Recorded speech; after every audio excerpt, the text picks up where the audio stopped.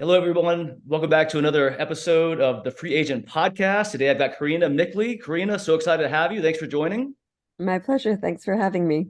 Yeah, what's so exciting about this is kind of the overlap between what you do, what my company does. You yourself are a fractional COO. I'm not a fractional person, but I like to connect it to you. You've got a community. So, really exciting time, I think, in the space in general, and really appreciate you joining today. Of course, yeah, I agree. Yeah. So prior to jumping into things, I'm going to give a quick bio on you, and then we'll talk about your background and get into the meat and potatoes here. But Karina is a former teacher, personal trainer, publishing executive turned fractional COO. Karina spent over 7 years in the fractional space, providing organizations her services to SaaS, communities, professional services as well. In addition to providing her COO services on a fractional basis, Karina recently founded Fractionals United, a free community for all fractional leaders where they can connect, collaborate, and learn from each other. Thanks so much for joining. My pleasure. That was an interesting bio. Yeah, okay. Did I hit the high points? Did I miss anything that needed to be underscored? You hit a lot. You went further back than most people do, which was Okay. uh, curious and interesting. I also do workflow consulting on the side, but that's fun. That's the fun stuff. Yeah, understood. Yeah. Well, tell us a little bit more about you and your background and how'd you get started as a fractional leader? So, as you mentioned, I started out in the publishing industry, and after one too many reorgs and layoffs because of Amazon and digital, I started dipping my toes into freelancing Mhm. and what now would have been called fractional, but back then didn't have a name. Right. I just realized that there was a pattern, which is that I was running small to mid-sized businesses and several at a time. And because it didn't have a name back then, when people asked me what I did, I explained that no one goes into business to run the business. Right. And that founders get overwhelmed as soon as there's any modicum of success and need someone like me to deal with the people and the systems in the day to day. Mhm.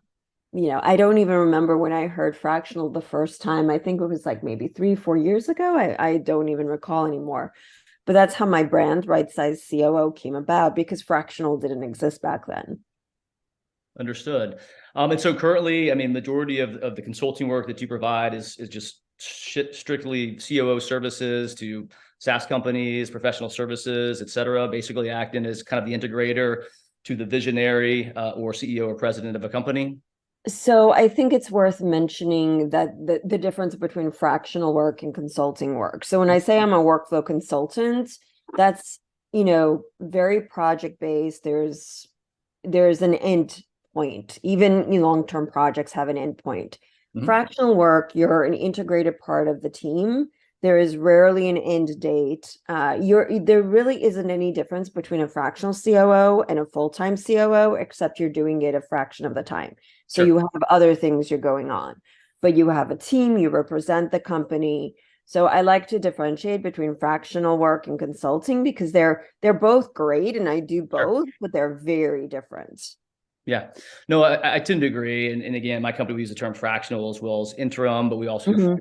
placement. So we're in that space too. And, I typically kind of define it as a fraction of a work week. And that's Yeah. to be defined by both the company as well as the fractional leader on what that project and scope actually looks like. And we do things in addition to COO, but, across the silo Mhm. leadership team. So, I totally understood that and understand that and appreciate kind of, you specifying and clarifying the difference. Talk to me a little bit about Fractionals United. So this is a pretty exciting community that you've created, and it's a recent development. I mean, maybe it was in Yes. the works for some time, but it's my understanding that it's really grown very, very quickly. So talk to me a little bit about the community, kind of the purpose and the why behind founding it. Yeah. So I'll start with the latter part. So I had actually gone full time. Well, I had a client that I started out as a workflow consultant, Mhm. mentioned in passing that I do fractional COO work. She started referring to me as her COO without discussion, which was interesting and Right. I guess ideal. And then over time, I actually went full time with her. And so I took a break from fractional and came back at the beginning of 2023 to a very different landscape than two plus years ago, which Sure. is the most recent time I was looking for fractional work. On the one hand, it's way more popular, right? Everyone wants to be it or talking about it or writing about it. On the other hand, it felt harder and lonelier. It's there, because there's a lot more and there's a lot more supply than demand. It's Mhm. definitely harder to find the work. And I had joined a bunch of really great online communities in the last 2 years. So I knew the power of community. And I started looking for my fellow fractionals, but I Mhm. didn't quite find it what I was looking for. I found platforms, I found communities on the other side of paid programs, but no like real community for the sake of community. So I decided to see if there was enough of an interest. Like I'm always the integrator, as you mentioned, rarely the visionary. And usually when I have an idea and I research, it's been done. And I remember like January 7th, I had this idea that I needed my tribe. It was a Saturday. That evening, I started Googling, looking for it. And at one point I looked at my husband, I'm like, maybe this is the thing I do. I don't know. Let's see if there's interest. Yeah. So I put up a Slack, put up a landing page, messaged a bunch of my communities, put it on LinkedIn. At the end of that first weekend, I had over 50 members. And Wow. everybody was like, yes, please, yes, please, yes, please. We're at 5.5 months and at over 2,600 members. That's staggering, which is just kind of a testament to of the market, how it's Yeah. changed, how it's shifted. I've been in the business for 6 years, and feel like part of my job in the last 6 years has been educating people that there's this different way to do business. Yeah. And the first couple of years out, people were like, what is this fractional? What is this interim stuff? Get out of here. Yeah. That doesn't make sense for me. But I swear within even the last 2 years, and probably because of COVID, the millennials have had a play at changing the work Oh, life yeah. dynamic. And I really have felt the ground swell. So I think the timing for what you're doing, for what we're doing is really, really interesting. To your point too, there's a lot of supply. There's still the demand side still growing, and I think Yeah. that is on the education side. But what you mentioned about community is really interesting because we did a survey recently and we asked, the top 3 reasons why people are reluctant to jump out of corporate America. Number one was lack of insurance. Number two is there enough opportunity, right? I mean, Yep. can I sustain my current, style of living or increase it? And third was actually community, which was a bit of a surprise to me. And you Interesting. use the word tribe too. And I do a lot of podcasts with entrepreneurs, and entrepreneurs themselves are always looking for a tribe too. Yeah. Be fractional leadership. I mean, you're at the end of the day, you're an entrepreneur. I mean, that's what it Yeah. is. Oh, You're absolutely. on your own, you're doing your own thing. And it's Yeah. those two worlds, have the same concern. Like, are there enough people like me that I can, rely on, talk to? But also to your point, it can be a bit lonely out there. Oh, So yeah. that's really interesting. The kind of again the parallels between the entrepreneurs and the fractionals, and the fact that community is a big piece here. Oh, yeah. It's I think COVID has taught us a lot about the way we work, the way we want to work, the way we want to just connect. Right. And it was a horrible time, but I think a lot of valuable, useful things can come of it. And I Mhm. think people, when you were forced to not connect and be on your own for so long, people found creative ways like Zoom, like online to connect. And that's not going away, No. and I don't think it should. And I think it was wonderful. So yeah, we're human beings, like everyone's worried about ChatGPT and AI. Like Yeah. it cannot replicate the human connection that we all need. Agreed. And not in our lifetime, anyways, right? I Yeah. mean, it's going to let kids and other generations talking about. But I agree. With kind of our platform, I try to automate like the connection piece, and I totally agree. Like you can't do it, and No. people like to talk to people, and Yeah. most individuals don't like to be, have a computer analyze whether or not they're going to be a good fit for a company, right? So I Yeah. totally agree with that. Kind of an oddball question for you in regards to fractionals and folks that maybe left corporate America, either kind of on their own accord or reluctantly. What are some thoughts on the fractional space in general? And what I typically tell people is that, hey, if you're looking for a fractional job or you're looking for a full-time job, in my personal opinion, I generally say, hey, focus on one side or the other, because if you're given 50% of your focus Yeah. side or this side, how effective really are you going to be at finding either a full-time job or a fractional gig? I'd love to kind of hear if you have these same conversations with your community, if you share kind of my thoughts, or if you've got a different perspective for those that may be considering jumping out. Yeah. So I do agree that it's really hard to do. more than one thing well at any time. I do know it's challenging now, like we talked about, right? Like there isn't enough demand quite yet. I'm hearing a little bit of feedback all of a sudden. I'm not sure why. Okay, it's gone. One of the things like we actually did a panel discussion for those new to fractional because the community is open to both current fractional leaders and leaders considering going fractional. So we have many that are like, asking questions, anything from like how to like price themselves or like, do they need an LLC, like the whole gamut. And at one point, like I was like, you know what, we have enough of them. So I found like cross-functional members, each that had like 10 plus years, and we did like a lovely panel discussion, and I have like an FAQ for them. So we get a lot of those. And I also did like a blog post on some of the things that they need to keep, think about. Like, because if you've been W-2 all your life, like you don't think about like taxes, like what does 1099 mean, right?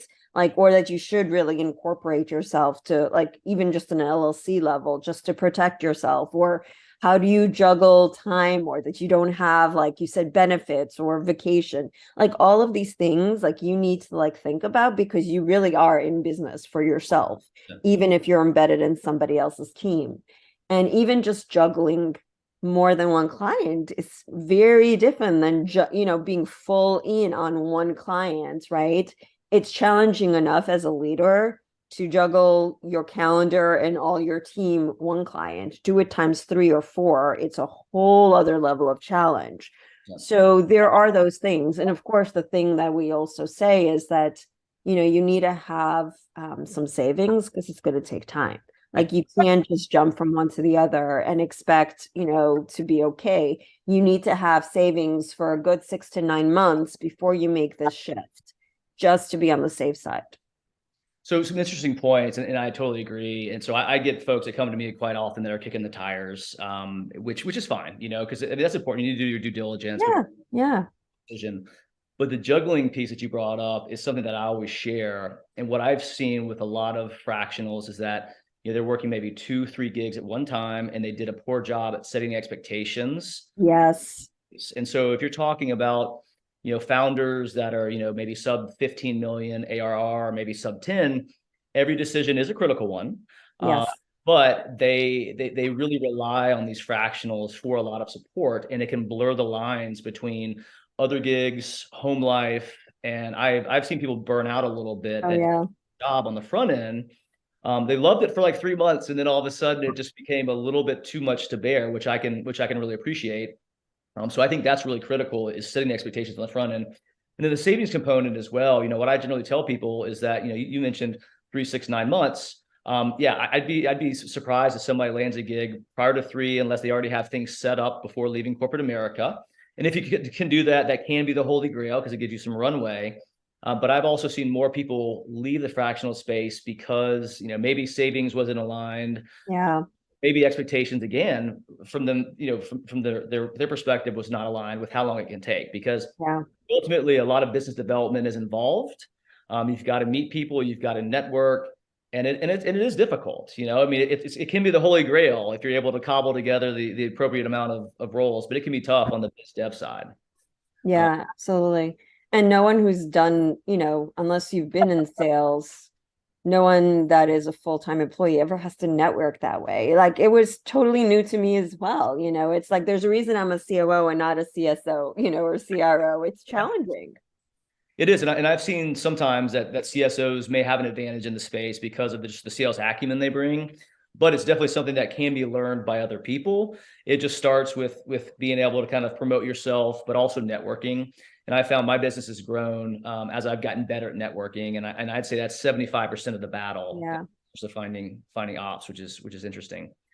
So you've been in the space for 7+ years. How have you really seen this fractional landscape change? We mentioned the influx of talent, but any other things that you've seen change, and what do you expect kind of in the next 1 year, 2 year, 3 years as we're looking out? So, as mentioned earlier, it's definitely grown, and I think it's going to continue to grow. I'm not quite sure when the inflection point will happen. I would say probably in the next 3 to 5 years. Like at some point, it's going to be a given, just like you apply to, full-time work, you apply to fractional work, Right. because it makes so much sense, right? For like any business on a budget, like to have a fractional leader that 100%. once that education awareness hurdle is met, I think it's gonna like take off like wildfire. It's just we're not there yet. Too Right. few people know it's a thing yet. Um, and as the demand increases and awareness grows, there's going to be more and more fractionals. I wouldn't be surprised if at some point in the future, maybe 10 years out, that the majority of leaders and executives want to be fractional as opposed to W2. Sure. So a couple data points. I forgot the exact percent, but it's something like 65% of all executives would leave their corporate job tomorrow if they had the right, fractional Yeah. consulting opportunity lined up for them, which is interesting. And I'd love to hear about kind of, the makeup of your base here in a moment, but a couple other data points.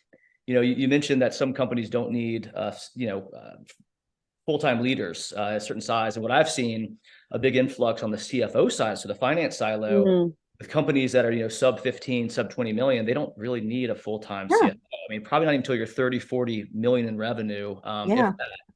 And so I've seen companies start to kind of understand that, which has been interesting. Same on the sales side of the house, COO side, but also private equity in VC has really Yes. begun moving finally, which I thought they'd be a bit of a laggard, but they seem to be kind of really understanding that this can be a big fix, which is great. Yes. My other question about kind of your makeup, I posted something recently, and I read the article, so I don't want to take credit for this, but it was talking about the last third in people's careers, and that there's a lot of fractionals that are kind of in the Yes. last third of their career that are jumping out of corporate America. They want to get back to the work that they love, that they want to Yes. do, instead of being so removed. But also from a net financial perspective, they're also in the position where they don't need to work. So that the hourly rate's a bit different. They can be flexible on the model. And it seems, and I have a lot of conversations with folks that are jumping out in that kind of part of their career. What are you saying? Is it, combination of folks all over the board? Is it folks in the final third, the 2/3, or the front third? I think I most of them are the final 2/3. So like, both there are definitely a few older fractionals who are, as you say, looking to like, they're not quite ready for retirement, but they want some more time to, just enjoy life. Right. So, having one or two at most fractional clients is perfect because they can have more flexibility. But Mhm. I'm seeing a lot of people with children Yes. looking for fractional too. Yeah, yeah. Because it's like, like I said, like Mhm. COVID taught us that we can be effective from home Sure. and we should value the other parts of our life. So people aren't willing to give that up. No. Um, there's another John Arms is one of the co-founders of Voyager U. He is part of my community and we collaborate and talk a lot. And he thinks that fractional is like the next big, revolution to labor revolution and the 100%. first we've had since like, the factories. And I agree. Like it's about time. It is, it's actually good that folks are starting to value family more, vacation more. And I was kind of one of those individuals where I had my second kid, built a house, traveling a lot international. And I was like, man, if this is what I'm doing for the next 15, 20 years of my career, like I'm out. Yeah.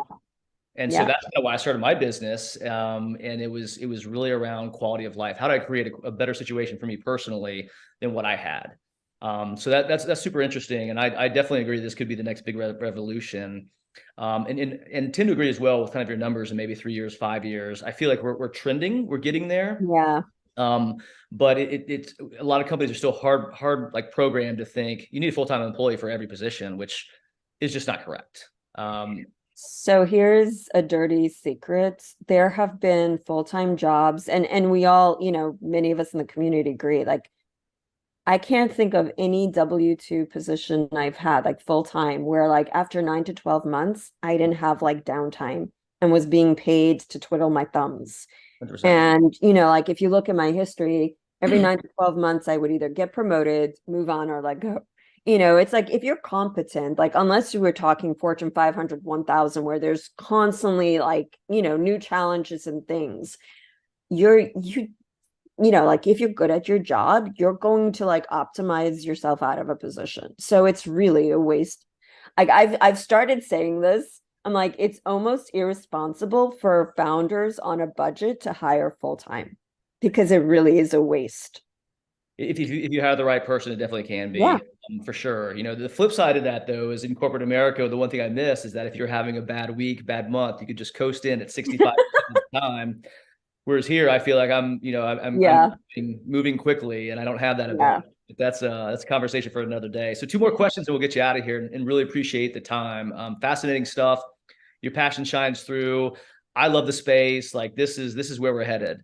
So we talked a little bit about kind of business development. We talked a little bit about savings, things like that. But what are some other challenges that fractionals may experience when, they're jumping out of corporate America? So things they could keep a keen eye on, maybe the first 30, 60, 90, just to make sure they jump out in solid footing and are heading in the right direction. So two things. One, like you said, setting expectations up front is critical. Mm-hmm. It's I cannot stress how important it is. And alongside of that, it needs to be a two-way conversation. Like you're interviewing the client as much as they're interviewing you, especially on a fractional leadership level. Like there has to be respect. Um, and they need to not only respect you, but allow you to do the job. So if you don't feel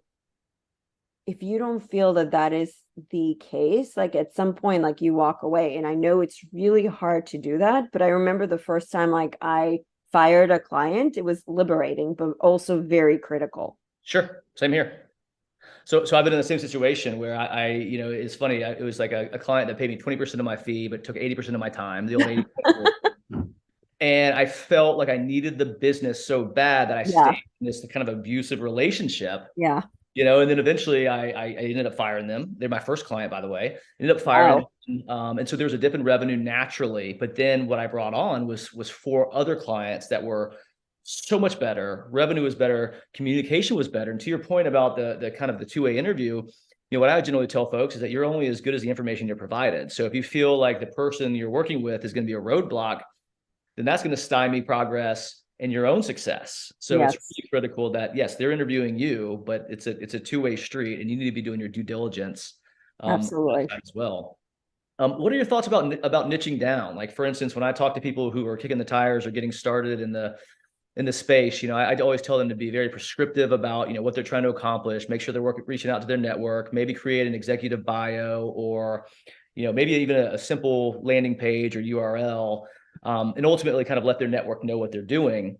But any thoughts on maybe what somebody can do to position themselves better for finding gig work once they kind of leave corporate America? So it's funny that you It's probably a whole topic, but yes, yes, yes. It's funny you should bring this up because I have been recently lectured by several friends and members that I'm, like I even so David Fox is in the community too. He's one of the co-founders or behind the Fractional Brain Trust, and he's great. Um, he did a webinar, a lunch and learn for the community recently, and he just said like the riches are in the niches or niches, and I've heard similar things from various marketers and salespeople.